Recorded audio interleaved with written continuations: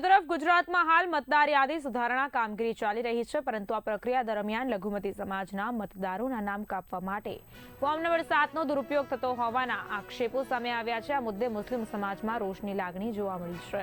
ગીર સોમનાથ જિલ્લાના કોડીનાર બાદ હવે વેરાવળમાં પણ મુસ્લિમ આગેવાનો સક્રિય થયા છે। વેરાવળ ખાતે મુસ્લિમ સમાજના આગેવાનો 282 જેટલી ફરિયાદો સાથે પોલીસ મથકે પહોંચ્યા હતા અને સીટીપીઆઈ ગઢવીને લેખિત રજૂઆત કરી હતી। ફરિયાદમાં જણાવાયું કે ફોર્મ નંબર 7નો ખોટો ઉપયોગ કરીને જીવિત અને પોતાના સ્થાને રહેલા મતદારોના નામ કાઢવાના પ્રયાસો થઈ રહ્યા છે। લઘુમતી સમાજને ટાર્ગેટ કરીને આ પ્રકારની કાર્યવાહી કરવામાં આવી રહી હોવાનું પણ રજૂઆતમાં ઉલ્લેખાયું છે, જેને સમાજે કાવતરું ગણાવ્યું। સાથે જ આ પ્રસંગે મુસ્લિમ समाज प्रमुख जमियते उलमाए हिंदना फारूकभाई नगरसेवक तथा सामाजिक कार्यकर सहित आगेवानोए पुलिसने रजूआत करी हती। मुस्लिम समाजे मांग करी छे के जे तत्वों द्वारा खोटी रीते मताधिकार छीनववाना प्रयासों करवामां आव्या तेमना विरुद्ध कड़कमां कड़क कायदेसर कार्यवाही करवामां आवे।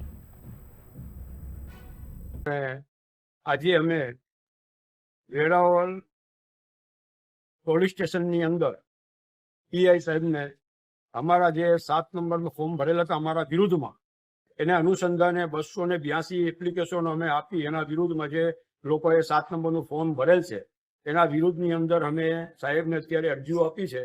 સાહેબે અમને બાંહેધરી આપી છે કે જે કંઈ પણ હશે એની કાયદેસરની કાર્યવાહી કરવામાં આવશે।